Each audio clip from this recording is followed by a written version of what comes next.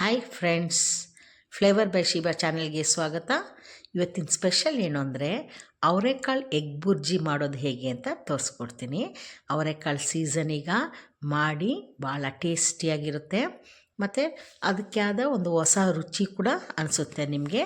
ನನ್ನ ಚಾನಲ್ನ daily watch ಮಾಡ್ತಾಯಿರಿ, ಹಾಗೆ ಸಬ್ಸ್ಕ್ರೈಬ್ ಮಾಡ್ಕೊಳ್ಳಿ, ಜೊತೆಗೆ ಒಂದು ಲೈಕ್ ಕೊಡಿ, ಶೇರ್ ಕೂಡ ಮಾಡಿ.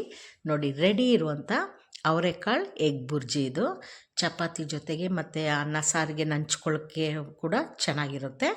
2 ಮೊಟ್ಟೆ ತೊಗೊಂಡಿದ್ದೀನಿ, ಸ್ವಲ್ಪ ಕರಿಬೇವಿನ ಸೊಪ್ಪು, ಒಂದು 4 ಹಸಿಮೆಣಸಿನ್ಕಾಯಿನ ಸಣ್ಣದಾಗಿ ಹೆಚ್ಚಿಕೊಂಡಿದ್ದೀನಿ, 2 ಈರುಳ್ಳಿ ಸಣ್ಣದಾಗಿ ಹೆಚ್ಚಿರೋದು, ಮತ್ತು ಬೇಯಿಸಿದಂಥ ಅವರೆಕಾಳು ಒಂದು ಬೌಲ್ ತೊಗೊಂಡಿದ್ದೀನಿ.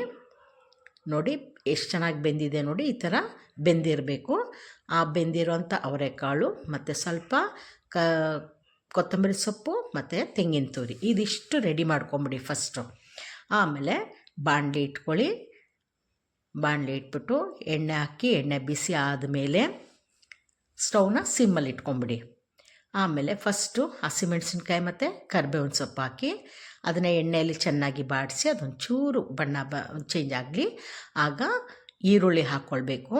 2 ಈರುಳ್ಳಿ ಸಣ್ಣದಾಗಿ ಹೆಚ್ಚಿರೋದು, 2 ಮೊಟ್ಟೆಗೆ 2 ಈರುಳ್ಳಿ ಹಾಕ್ತಾಯಿದ್ದೀನಿ. ರುಚಿಗೆ ತಕ್ಕಷ್ಟು ಉಪ್ಪು ಹಾಕಿ, ಜೊತೆಗೆ ಒಂದು ಸ್ವಲ್ಪ ಅರಿಶಿನ ಪುಡಿ ಕೂಡ ಹಾಕ್ಕೊಳ್ಳಿ. ಅದು ಚೆನ್ನಾಗಿ ಈರುಳ್ಳಿ ಬಾಡಿ ಬರಲಿ. ನೋಡಿ, ಕಲರ್ ಚೇಂಜ್ ಆಗುತ್ತೆ ಅದರದ್ದು. ಹಂಗೆ ಬರೋ ಟೈಮಲ್ಲಿ ಒಂದು ಗರಂ ಮಸಾಲನ ಒಂದು ಸಣ್ಣ ಸ್ಪೂನಲ್ಲಿ ಹಾಕ್ಕೊಳ್ಳಿ. ಆಪ್ಷನ್ ಇದು, ಅವಶ್ಯಕತೆ ಇದ್ದರೆ ಹಾಕ್ಕೊಳ್ಳಿ. ಜೀರಿಗೆ ಪೌಡ್ರು ಮಸ್ಟ್ ಆ್ಯಂಡ್ ಶುಡ್ ಹಾಕಬೇಕು. ಜೀರಿಗೆ ಪುಡಿಯೋದು, ಯಾಕಂದರೆ ಮೊಟ್ಟೆ ಮತ್ತು ಅವರೆಕಾಳು 2 ಆದ್ದರಿಂದ ಜೀರಿಗೆನ ಉಪಯೋಗಿಸಿ, ಒಳ್ಳೆಯದು. ಆಮೇಲೆ 2 ಮೊಟ್ಟೆನ ಹಾಕ್ಬಿಟ್ಟು ಅದನ್ನು ಒಡೀರಿ, ಚೆನ್ನಾಗಿ ಮಿಕ್ಸ್ ಮಾಡ್ಕೊಳ್ಳಿ. ಒಂಥರ ಮಿಕ್ಸ್ ಮಾಡಿಬಿಟ್ಟು ಬೇಗ ಆಗುತ್ತೆ, ಭಾಳ ಕ್ವಿಕ್ ಆಗುತ್ತೆ. ನಾವು ಕಟ್ಟಿಂಗ್ಸ್ ಎಲ್ಲ ರೆಡಿ ಮಾಡಿ ಇಟ್ಕೊಂಬಿಟ್ರೆ ಕುಕ್ಕಿಂಗ್ ವೆರಿ ಈಸಿ ಮಾಡೋದು. ಈಗ ಮುಚ್ಚಿಡಿ, ಮೊಟ್ಟೆ ಹಾಕಿದ್ದೀನಿ, ಮುಚ್ಚಿಡಿ. ನೋಡಿ, ಬೇಯ್ತಾ ಇದೆ, ಮೊಟ್ಟೆ ಬೆಂದಿದೆ, 3/4 ಭಾಗದಷ್ಟು ಬೆಂದಿದೆ. ಮತ್ತೆ ಇನ್ನೊಂದು ರೌಂಡ್ ಎಲ್ಲ ಚೆಂದ ಮಿಕ್ಸ್ ಮಾಡ್ಕೊಳ್ಳಿ. ಆ ಮಿಕ್ಸ್ ಮಾಡುವಾಗಲೇ ಅದಕ್ಕೆಲ್ಲವೂ ಹಿಡ್ದಿರುತ್ತೆ, ಉಪ್ಪು ಖಾರ ಎಲ್ಲ ಹಿಡ್ದಿರುತ್ತೆ.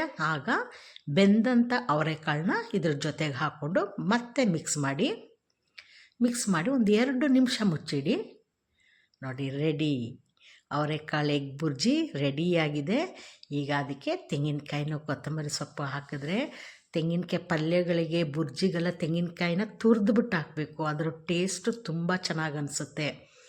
ಆಮೇಲೆ ಇದನ್ನೆಲ್ಲ ಹಾಕಿ ಮಿಕ್ಸ್ ಮಾಡಿಕೊಂಡು ಸರ್ವ್ ಮಾಡ್ಕೊಳ್ಳಿ. ಚಪಾತಿ ಜೊತೆಗೆಲ್ಲ ಚೆನ್ನಾಗಿರುತ್ತೆ, ಪೂರಿ ಜೊತೆಗೆಲ್ಲ, ರೈಸ್ ಜೊತೆಗೂ ಚೆನ್ನಾಗಿರುತ್ತೆ. ಅನ್ನ ಸಾರು ಪಲ್ಯ ತಿನ್ನೋದು ತುಂಬ ಖುಷಿ ಅನಿಸುತ್ತೆ. ನೆಕ್ಸ್ಟ್ ವಿಡಿಯೋದಲ್ಲಿ ಮೀಟ್ ಮಾಡೋಣ. ಬಾಯ್ ಬಾಯ್, ಟೇಕ್ ಕೇರ್.